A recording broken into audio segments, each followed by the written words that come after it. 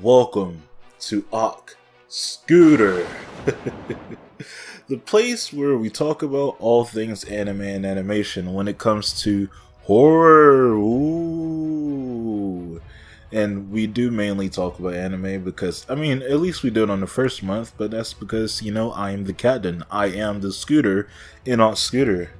When it comes to horror in anime and animation, it's not necessarily something to be scared of. It's not necessarily something scary. It's not the on the surface scary. It's not the jump scare scary that you would like in horror stuff scary. What these animated shows do really well though is that they focus on either two things: the gory stuff, and they just call it horror, but it's really just a gory show, or they focus on the psychological horror aspect of it.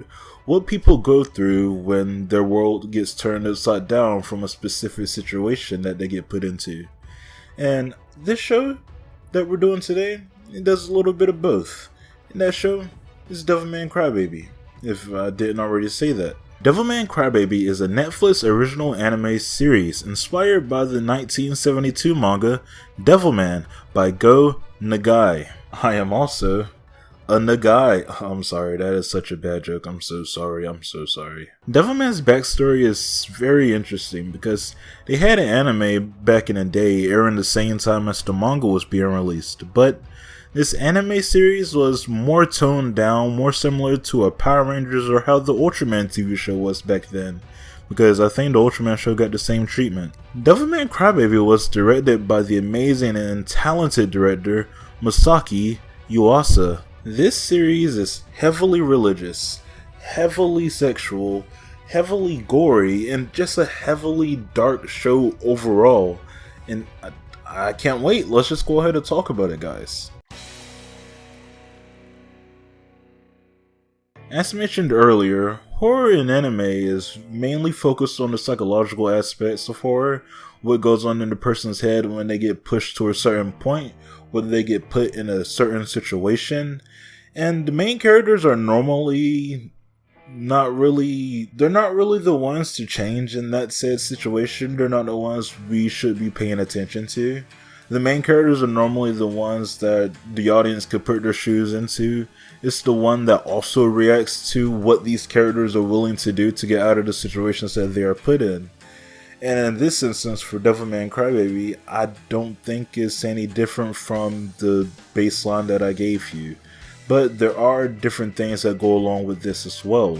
There's a weird, religious presence within this show, surprisingly. It's there from the beginning as a little faint thing, but it does start to get stronger and stronger as the story goes along.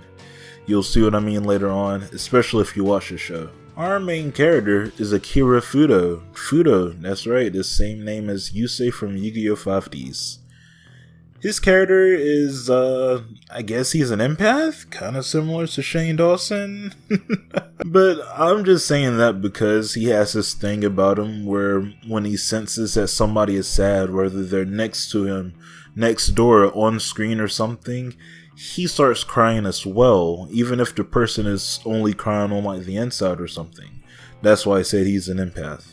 He starts off really timid, really thin, really basically your average anime character, especially when it came to this point, i.e. your Shinjis, your Rentens. I think even Parasite did it at the beginning with Shinichi as well. But things changed pretty quickly by the end of the first episode and the beginning of the second episode. His friend Rio took him to this underground adult party with titties called the Black Sabbath, and at this party there were titties and sex happening and alcohol, and it was a very, very crazy place. And Rio was said that this kind of place attracts demons. What goes on here, everybody's taking drugs as well. I almost forgot to mention that's the main focal point as well. And then he just goes off and starts killing people left and right because he said there wasn't enough action going on. And the demons actually did come out and they started possessing humans left and right. And eventually Akira Fudo as well. It was very, very, very, very crazy. he was possessed by the most powerful demon of them all, or at least of this show, known as Amon. I know that character from Legend of Korra. The only thing I got from my half-assed research about Amon is that he was this demon prince or general or something who controlled over 40 territories in hell. And that's basically all that I got from there. There's no set depiction of how he's supposed to look. He's been known to be shown as many things. Artists have been drawing him as many things over the years. So there's no really set look for him. That was really all I could find about that. Like, Wikipedia, get some more facts out there, please. The only thing I don't understand, and I wish that they would have told us some of, or at least gave us a little clue or a hint towards, is that why was Akira Fudo the only person at this party able to subdue a demon? Not only subdue a demon, subdue the most powerful demon of them all. Why was he the person able to do that? I don't understand why. I just don't understand why. Why him? Is it just because he's the main character? I just want a reason. After this, the show would become more of a coming-of-age story / monster of the week type of show. The next time we see Akira, which is at the end of the first episode or the beginning of the second episode. And he would look more taller, he's faster, he's stronger, and, he just looks different. He can eat a lot more. And you know what that sounds very, very similar to? Puberty. And really, he looks different because now he can turn into a demon at will anytime he wants to. And they refer to this as being a Devilman within the show, and that can be seen as a lot more metaphors than just the one I mentioned before, which is puberty. It could be mentioned as being a race that is not accepted in the world or society. It could be seen as homosexuality or any other sexuality or gender roles that aren't accepted in society. It's very weird. This show is kind of progressive for its time if the manga is very similar to it.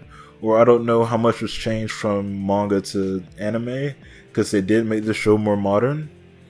But if it was very similar to this, I'd say it was pretty progressive for its time. The psychological horror of this show really starts once Ryo shows the world what demons are. He uses this actual gay character and forces that actual gay character to turn into a demon and slaughter millions at this track meet. It was horrible, and he somehow twisted and put into people's minds that these humans who just have bad attitudes, who've changed anytime, can turn into a demon at any time. So the logical solution would be to, oh my god, kill every human before they could change. And us fucking dumb humans, us fucking idiotic humans, they take it so seriously. So seriously. They start killing people left and right, assuming that anybody's a demon. They don't even give the person any time to defend themselves, any time to speak up or anything. They just say, okay, you're a demon, kill on sight, pow pow pow. And the person's a human, but they don't care. They don't care. They think they're protecting the world for some reason. Guns come out. Bombs come out, the US gets involved, and a nuclear war starts. Even the demons are killing humans. So it's safe to say, that this is leading to the extinction of humans. That's literally what we're witnessing, and it's just sad. It's so sad because I can see this happening in real life, so it just makes me so sad to witness this happening. If anything were to get rid of humans for good, and that be it for humans, it would obviously be humans itself. That's what global warming is. We're already on that path. And they show this in media all the time. Man getting rid of man killing man. And it's even shown in history with all the wars going on, all the civil wars that's going on within the world. And one of the biggest medias, or in my opinion, that I am going to focus on later on that talks about this very, very well, is the Nier series. We're going to get into that later on. Oh my god. When people are put in danger as shown in here, there are no no redeeming qualities. They only care for the preservation of themselves and will do anything to make sure that that happens. The only people that are actually nice and accept these Devilmen for who they are the kids. Because obviously it's shown in a lot of media and a lot of writings and cartoons and color books, kid books and stuff. Children are pure. They're way more pure than they are when they grow up.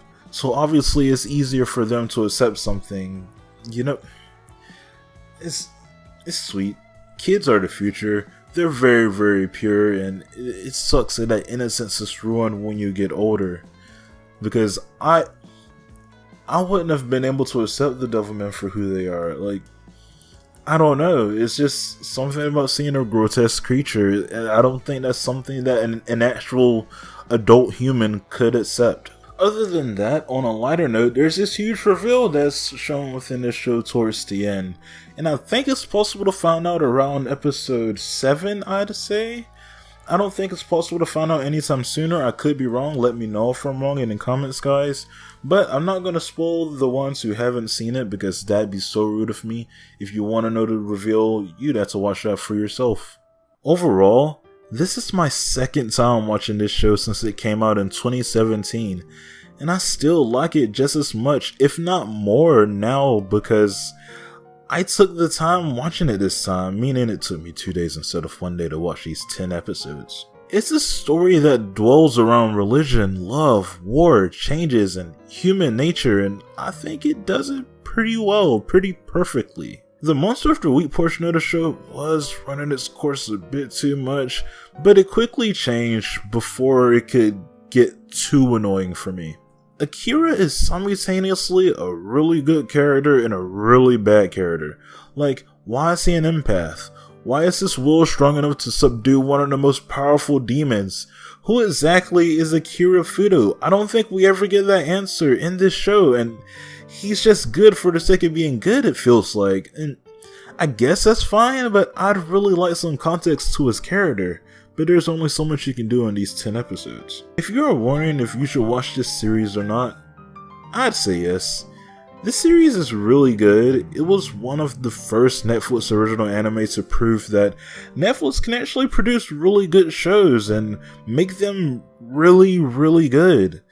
If you don't like gore, sex, or titties, though, don't watch it. Generally, don't watch it, because this is definitely not the show for you if you can't stand to look at the sight of gore, sex, and titties. He literally fucks a demon in the sky in a fight. Like, no lie, he literally fucks a demon in the sky, and it's the most spectacular visual I have ever seen. But that's basically it. I hope you enjoyed this. How did you enjoy Devilman Crybaby? I know this show is getting a little bit older now. It's been a few years now. Has this show aged well for you? Has it not? Is this show kind of basic to you? I don't think the show is basic at all, honestly speaking. The religion stuff can be a bit hand-fisted, it feels like, and it does come in full swing towards the end, where you're like, oh, no, this show is just 100% like the Bible. That's all the show is, I guess. And it's very interesting, very interesting. Some of the demons look very creepy, and I think the creepiest one was the kid. I thought the kid was the creepiest looking one, especially that time where they ran in on him eating his mom. That was the creepiest situation to me. Oh my god, that was so creepy. But yeah, let me know your opinions in the comments down below. I'll get back to you guys as soon as I can. Okay, goodbye.